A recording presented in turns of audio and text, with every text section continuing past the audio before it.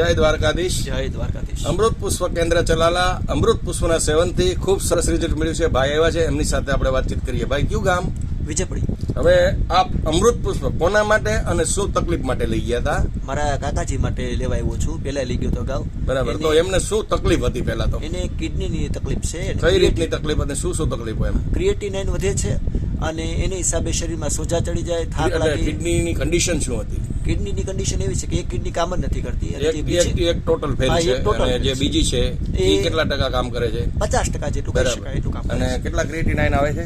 એને 6 થી 6.5 ની વચ્ચે. હવે આ પરિસ્થિતિની હિસાબે એને શારીરિક તકલીફો શું શું હતી? શારીરિક તકલીફમાં આપણે કહીએ તો એને શરીરે સોજા ચડી જાય, થાક લાગે, થોડું પણ ચાલે તો હાફી જાય, ખોરાક ખાઈ શકે નહીં અને આરામી જીવન કે બેડ રેસ્ટ કહી શકાય. કે કેટલા વર્ષથી આ પરિસ્થિતિ? 3-4 વર્ષ.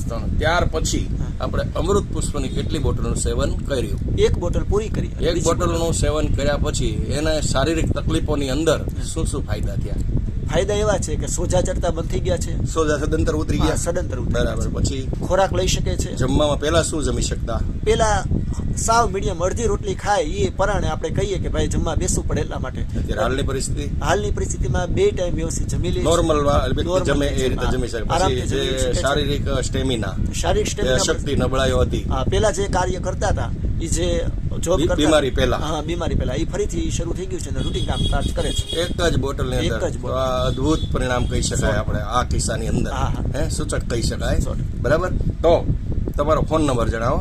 મારો ફોન નંબર છે 63-517-17-016. એકવાર ફરીવાર રિપીટ કરો. 63-517-17-016. હવે આવી તકલીફ વાળા કોઈ લોકો તમારી આગળ અમૃત પુષ્પ વિશેની જાણકારી માગે તો પ્રેમથી અમૃત પુષ્પની માહિતી આપજો.